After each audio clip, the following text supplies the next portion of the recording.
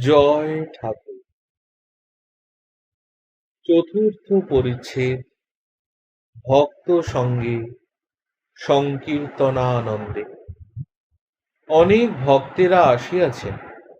শ্রীযুক্ত বিজয় গোস্বামী, মহিমাচরণ, নারায়ণ, অধর, মাস্টার, ছোট গোপাল ইত্যাদি।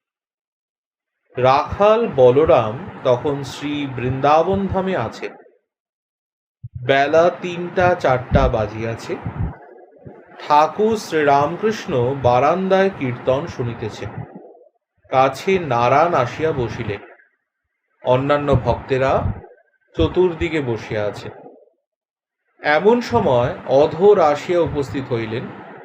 অধরকে দেখিয়া ঠাকুর যেন শশব্যস্ত হইলেন। অধর প্রণাম করিয়া আসন গ্রহণ করিলে ঠাকুর তাহাকে আরো কাছে বসিতে ইঙ্গিত করিলেন। কীর্তনিয়া কীর্তন সমাপ্ত করিলেন। আসর ভঙ্গ হইল। উদ্যান মধ্যে ভক্তেরা এদিক ওদিক বেড়াইতেছেন। কেহ কেহ মা কালীর ও রাধাকান্তের মন্দিরে আরতি দর্শন করিতে গেলেন। সন্ধ্যার পর ঠাকুরের ঘরে আবার ভক্তেরা আসেন। ঠাকুরের ঘরের মধ্যে আবার কীর্তন হইবার উদ্যোগ হইতেছে। ঠাকুরের খুব উৎসাহ, বলিতেছেন যে এদিকে একটা বাতি দাও। ডবল বাতি জ্বালিয়া দেওয়াতে খুব আলো হইল। ঠাকুর বিজয়কে বলিতেছে, তুমি অমন জায়গায় বসলে কেন? এদিকে সরে এসো। এবার সংকীর্তনে খুব মাতামাতি হইল। ঠাকুর মাতোয়ারা হইয়া নৃত্য করিতেছেন। ভক্তেরা তাহাকে খুব বেরিয়া বেরিয়া নাচিতেছেন। বিজয় নৃত্য করিতে করিতে দিগম্বর হইয়া পড়িয়াছেন, হুঁশ নাই।